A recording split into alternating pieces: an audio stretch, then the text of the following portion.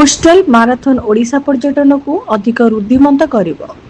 Coastal marathon विजेता को 1 कोटी पुरस्कार राशि दिया बोली उपमुख्यमंत्री उद्बोधन। 22/4/2026 तारीख कोस्टल माराथन ओडिशा पर्यटन को अधिक रुद्धिमंत करिवो। एही माराथन पुरी रे आसंता डिसेंबर 13 तारीख द्वितीय रविवार अनुष्ठित होबाकू जाउची। माराथन विजेता को 1 कोटी पुरस्कार राशि प्रदान करा जिवो बोली कहिसेंती उपमुख्यमंत्री श्रीमती प्रभाती परिडा। ओडिशा पर्यटन विभाग एवं ओएमसी सहयोग रे पुरी कोस्टल माराथन नाम एक मेगा बा बृहत माराथन कार्यक्रम अनुष्ठित हेबो। सचेतनता उद्देश्य रे आज पूर्वाह्न पुरी ब्लू फ्लैग बीच ठारू ताज होटल पर्यंत माराथन अनुष्ठित होइतिला। एही कार्यक्रम रे उपमुख्यमंत्री श्रीमती परिडा जोगदे अंतर्जातीय बालुका शिल्प पद्मश्री सुदर्शन पट्टनायक द्वारा बालुका कला रे प्रस्तुत एही लोगो को उद्घाटन करथिले। परे उपमुख्यमंत्री और अन्य अतिथि माने पुरी ब्लू फ्लैग बीच रे पताका देखाई माराथन क्रीड़ाविद माननकु उत्साहित करथिले।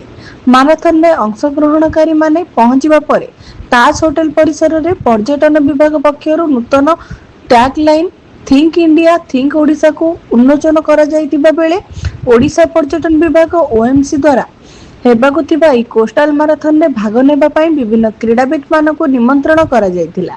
मुख्य अतिथि भावे उपमुख्यमंत्री श्रीमती परिडा निज वक्तव्य रे पर्यटन आम जीवन रेखा पुरी पई महाप्रभुଙ୍କ दर्शन सह पर्यटन पई लोक माने आसी थांती। तेणु आमको एपरि भाबरे पर्यटन विकास करबाकू पड़िबो जहा अधिक पर्यटन को अधिक दिन पर्यंत पुरी और ओडिशा रे रहिबाकू उत्साहित करिबो बोली से कहिथिले। पर्यटन विभाग पूर्व पक्षीय बजेट को वृद्धि करी 1000 कोटी पहुंची जाइछि। पर्यटन को आउ सिक्रेट भाव न रखी सार्वजनिक करी पर्यटक मानकु आकर्षित करबा आवश्यक बोली से कहिथिले। विभिन्न स्थान रे एही बोली डमी माराथन माध्यम रे सचेतन और आग्रह सृष्टि पाई उद्यम करा जिवो बोली उपमुख्यमंत्री सूचना देथिले। अन्य मानक मध्य रे सत्यवादी विधायक ओम प्रकाश मिश्र, पिपिली विधायक आश्रित पट्टनायक, पुरी विधायक सुनील कुमार महांती प्रमुख जोगदे ओडिशा रे पर्यटन विपुल भंडार रहितिबा बेले एहार विकास और पर्यटक मानकु आकर्षित करिवार प्रयास स्वागत योग्य।